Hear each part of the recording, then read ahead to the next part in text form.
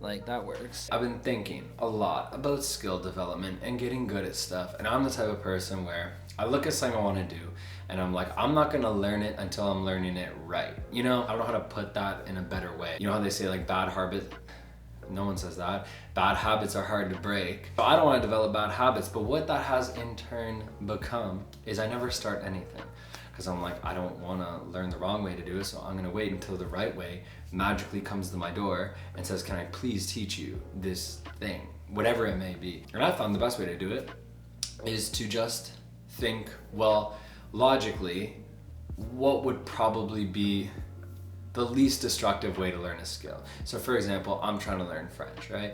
And I knew French before, like enough to get by. Like they probably still spit on me in Montreal, but like in France, they were nice enough. And I did become that person that went on one vacation and never stopped talking about it. And it became part of their personality because Paris is just like, oh my gosh, just gorgeous. You know how hard it was to not get C'est la vie tattooed on my forearm when I was 19 in Paris? Bruh. Anyways, my point is, I was fine enough at it. And I learned that through high school curriculum actually. And what was funny was everyone's like, well, just use Duolingo. But my thing was, I didn't really want to learn, you know, the horse eats the apple, you know? Because in high school, they actually start you off pretty good with like, you know, to have, to be, to want, to go, like those kind of verbs, right? Whereas Duolingo just shoves you straight into farm animals. I don't understand that personally. Not that I could develop a better language app, but that's kind of like why I was trying to look for an alternative before jumping into Duolingo. I wanted a foundation, you know what I mean? So what I did was I was like, well, to learn something that's purely cerebral, you know, a language, I was like, why don't I just write down the 1,000 most common words in French? So I did that, and I was like, I'm gonna do 200 a day, and then I'm gonna go to Duolingo with my foundation. Now, a lot of the words, honestly, when you get like further down the list, become less and less relevant to me.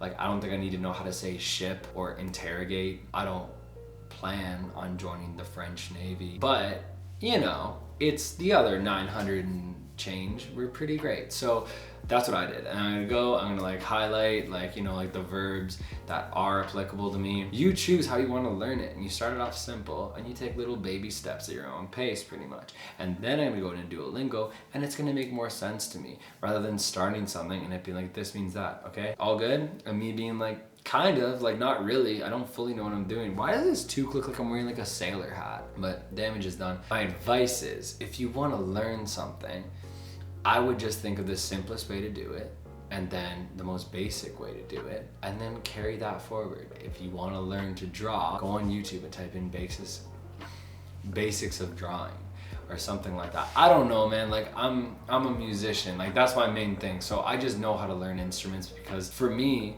I just, once again, found my own way. I did lessons, learned the most by like finding my favorite songs and trying to learn them on those instruments.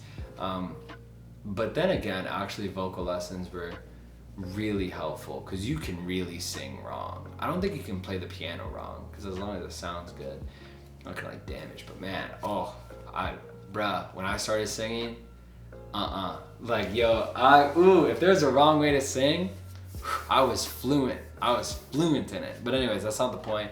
The point is that if you want to learn a new skill, don't overthink it. Just kind of dive right into it. I want to make YouTube videos. I want to post singing stuff. I want to be a musician. And I sit here every day looking at videos of like the YouTube algorithm, how to do this, how to do that. Maybe it's just you post videos and if people like them, then they pop off. And if they don't, you reassess. Or you stay true to yourself and you find the fans that like you for you. So that is our inspiring lesson of the day about being yourself. And I've got nothing else because there's nothing more important than that. And I will see you next time.